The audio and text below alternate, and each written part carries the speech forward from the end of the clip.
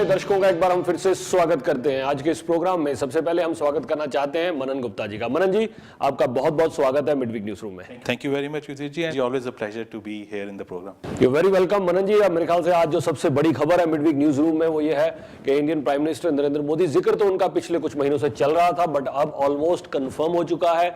Mid अप्रैल में उनके आने की उम्मीद है। जो सेकंड वीक है उसमें वो यहाँ पर आएंगे, जहाँ पर वो ऑटवा जाएंगे नरेंद्र मोदी जी। उसके अलावा प्राइम मिनिस्टर हार्पर साहब के साथ तो डेफिनेटली मुलाकात करेंगे। यहाँ टोरंटो भी आएंगे और टोरंटो में जैसे आपने देखा कि न्यूयॉर्क मेडिसन स्क्वायर में उन्होंने एनआरआईज के साथ मुलाकात की, उसके अलावा सिडनी में आपने भव्य जलसे देखे। इसी तरह यहाँ टोरंटो में भी एक बहुत ही बड़ा जो गैला प्रोग्राम है उसको ऑर्गेनाइज किया जा रहा है। जी मनन जी। बिल्कुल जी Yudhishthir, it's a very welcoming news. खास करके इंडिया कनाडा के जो बायलैटरल रिलेशंस हैं उसमें मैं समझता हूँ एक बहुत बड़ा उसको बूस्ट मिलेगा। नरेंद्र मोदी जी प्राइम मिनिस्टर और honourable prime minister of India वो कनाडा आ रहे हैं, और जो बायलैटरल ट्रेड के साथ साथ जो पॉलिटिकल हालात भी हैं, खास करके जो कनाडा में आपको पता है this is an election year, so I think उनकी विजिट उसमें भी काफी एक छाप छोड़कर जाएगी।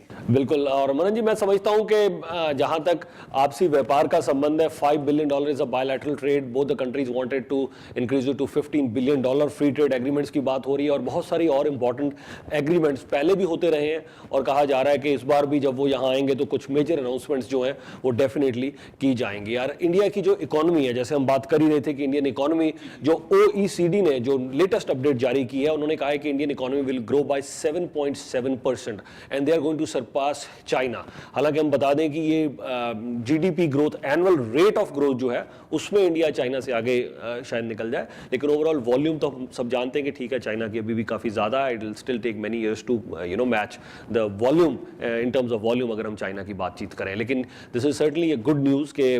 और कनाडा की अगर हम इकोनॉमी की बातचीत करें आगे चल के पंकज मोंगा जी के साथ, वो भी बड़ी डिटेल में आपके साथ हम जरूर शेयर करेंगे।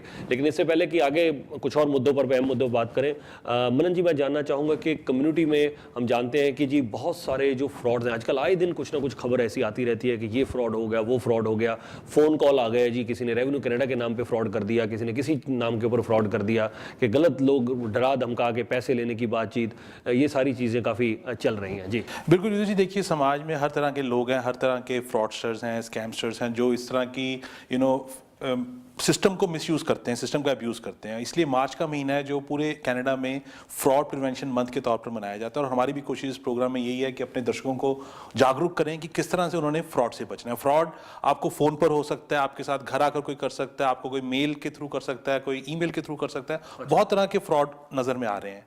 कॉमन फ्रॉड जो आजकल सुनने में आ रहा है उसमें यह है कि लोगों को घर में कॉल आ जाती है रेवेन्यू कनाडा की तरफ से कि जी आपने टैक्स, क्योंकि टैक्स सीजन अभी चल रहा है, टैक्स सीजन की काफ़ी भरमार है, कि आपने पिछले ओवर ड्यूज हैं, आपने पे करना है, तो आप इस नंबर पर कॉल करें या वेस्टर्न यूनियन के थ्रू पैसे भेजें या हमें कैश भेजें। तो पहले तो मैं ये बता दूं कि रेवेन्यू कनाडा की तरफ से कभी भी कोई कॉल नहीं आती, हमेशा वो आपको पोस्ट लेटर के थ्रू इन्फॉर्म करते हैं। सो अगर किसी और कॉल बाद में आ सकती है, कॉल बाद में फॉलोअप के दौरान it is always later on, अगर कोई आपका उनके साथ बातचीत चल रही है, फिर भी उनकी प्रेफरेंस ये होती है कि वो आपको बाय पोस्टल डिपार्टमेंट वो इन्फॉर्म करेंगे। सो किसी तरह की भी अगर आपको कॉल आती है, कोई CRA का नाम लेता है या किसी भी सरकारी एजेंसी का नाम लेता है, तो आप उसको अवॉइड करें अपनी कोई भी पर्सनल जानकारी देने की। या फिर आप पर्सनल जानकारी तो दें ही ना, और साथ साथ अपने जो अकाउंटेंट है उनसे भी आप बातचीत कर सकते हैं, और आप अपने अकाउंटेंट के जरिए फिर प्रॉपर जो रेवेन्यू कनाडा का नंबर है उनको कॉल करिए, और उनके जरिए फिर आप ये चीज जो है वो क्लियर कर सकते हैं। बिल्कुल जी, और आप खुद CRA को कॉल कर सकते हैं उनके टोल फ्री नंबर के ऊपर कि ऐसे मुझे कॉल आई है, is there anything pending, is there anything due, which is of concern. तो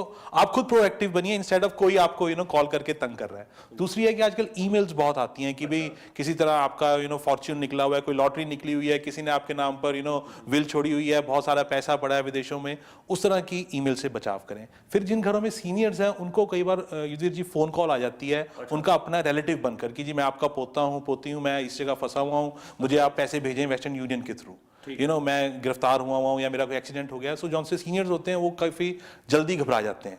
तो और रिश्ता भी ऐसा बड़ा नाजुक रिश्ता है ग्रैंडसन और पेरेंट्स के बीच में, तो वो फिर उनको पैसे भेज देते हैं। तो ये सारी सिलसिले बहुत आ रहे हैं। फिर इंश्योरेंस फ्रॉड, हम सब जानते हैं, we live in Brampton, Mississauga, यहाँ पर इंश्योरेंस फ्रॉड बहुत ज्यादा बढ़ा हुआ है।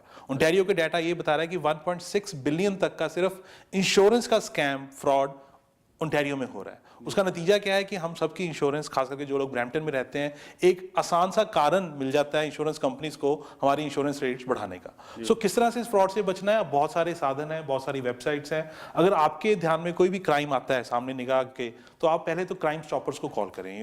1-800-222-8477 ये टोल फ्री नंबर है, बड़ा इजी नंबर है। आप इंफॉर्मेशन दे, उस इंफॉर्मेशन की कहीं ना कहीं सुनवाई जरूर होगी। जरूर होगी।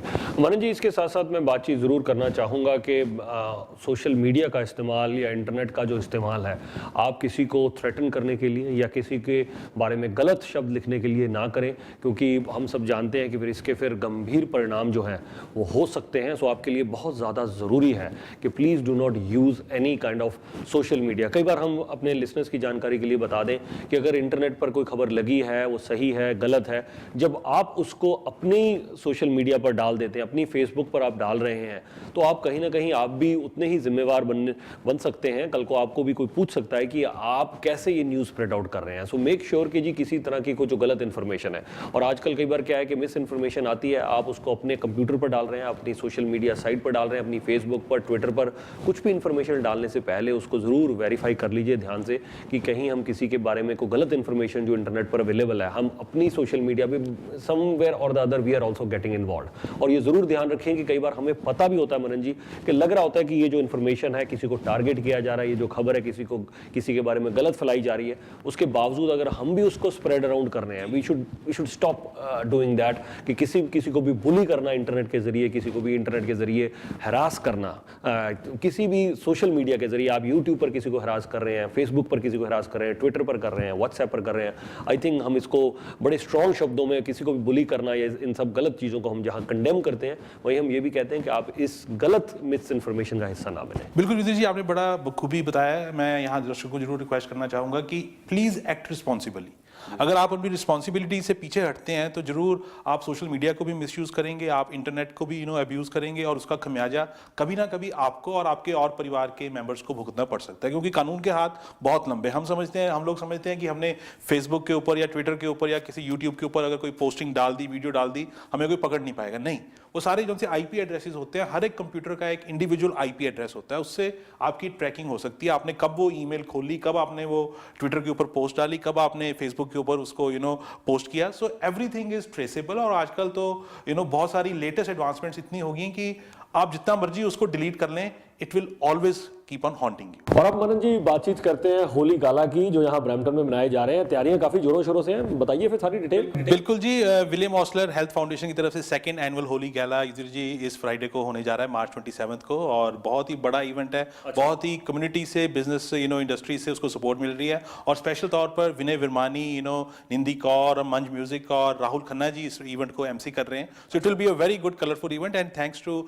South Asian Pulse and midweek newspaper for supporting it with a open heart. You very welcome Manan ji, और आपको भी हम धन्यवाद करते हैं for making us part of this important event. So हम अपने जो व्यूअर्स हैं उनको जरूर बता दें कि स्क्रीन पर इस समय आप जो देख रहे हैं, आपको पोस्टर नजर आ रहा है इस समय स्क्रीन के ऊपर। सो होली गाला जो ये होने जा रहा है, अगर आपने टिकट्स नहीं लिए तो जरूर पहुंचिए, और इसकी जो डिटेल्ड कवरेज है वो हम वीडियो के सहित अगले हफ्ते आपको जरूर दिखाएंगे, और साथ साथ मिडवीक न्यूज़पेपर में इसकी जो तस्वीरें हैं वो भी जरूर दिखाएंगे। बिल्कुल जी, एम्बेसी ग्रैंड कन्वेंशन सेंटर है, फ्राइडे इज द डे, और उसकी डेट है मार्च 27। ठीक है मनन जी, आप स्टूडियो में आए, आपका बहुत बहुत शुक्रिया। Thank you ji, and it was good to share the information. Thank you sir.